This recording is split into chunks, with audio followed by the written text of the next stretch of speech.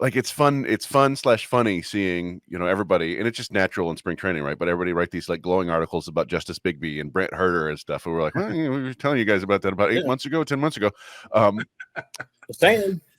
And the thing with Colt Keith, and I think it's gonna surprise people when they actually see him play, is despite that size and they think he's a big beefy dude, he's actually a pretty damn good athlete. He's close to an average runner. He might be above average underway. He moves pretty well. Now, when you're that big and muscular at this age, there's a chance that he stiffens up pretty quickly. But I think at least early on, people are going to be a little bit surprised by how well he moves. Raj, you want to comment on Keith being at second base, how he looks? Anything you notice? I think his big frame. Honestly, he was able to, on some of the videos I posted, he was able to turn the double play just fine. I think, as Chris alluded to, he's correct. He moves very well for his size. That quick first step, was able to, his footwork too at second base, pretty good. So I'm not his big frame. I mean, I look at guys like, he reminds me of I'm trying to think of like another example. Like, it's just a big body second. I mean, look at a guy like Ed Rutschman. I mean, that guy's huge. I mean, some of these guys are like, it's becoming to me almost the second basemen are not the 5'9", 5'8" guys that you used to seeing anymore. I think these guys are becoming better, well-conditioned athletes. And so, I mean, we've seen Keith play since West Michigan at second base. So to me, this is nothing different than what I'm used to seeing anyway. He's just a little bigger. I mean, he's slimmed down.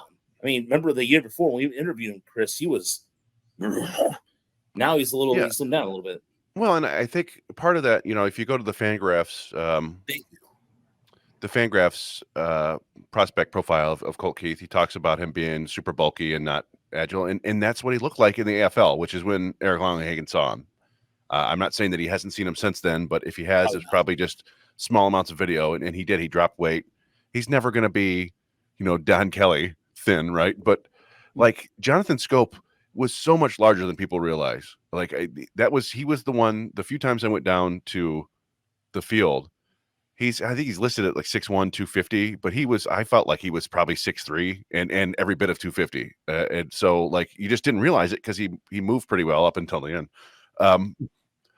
So yeah, I mean it's not crazy. And Jeff Kent back in the day was a pretty big second baseman, I believe. You can make it work. It's in the days with the shift ban, it's not quite as easy to hide guys there. But I think Max Muncy was playing second base not that long ago. Nolan Gorman isn't, although I saw a report that Nolan Gorman lost, I think 10 or 20 pounds by cutting out his favorite popcorn.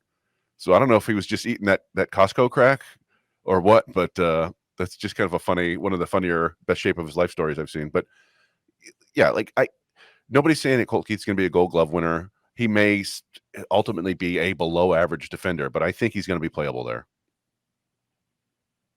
Yeah, I think he's going to be fine. I really think he's going to be fine. And Detroit Generate brings up a good point.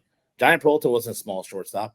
Scope was a big guy. When you saw Scope in the locker room, same thing. I'm trying to think of like Dan Ugla was a big guy. I mean, he was more upper body strength. He was a short guy, but like Marcus Semien, right? I mean, he's a pretty big dude. He's playing second and short.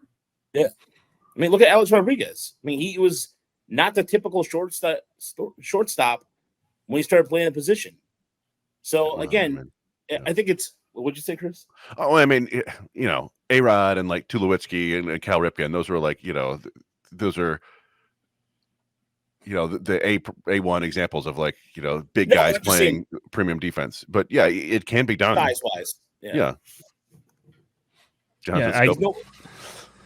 I grew up on Placido Polanco and Omar Infante and these small, stubby guys over at second base. So seeing Colt Keith kind of looks weird over there.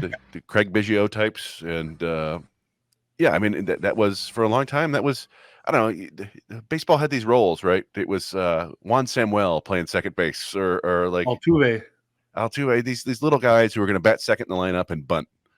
And they're just not really that way anymore. And like I said, they're gonna lose some defense by playing Colt Keith at second, but they need bats in the lineup, and he's got a chance to be a good one. So I don't think it's going to be a death knell to their defense or anything like that.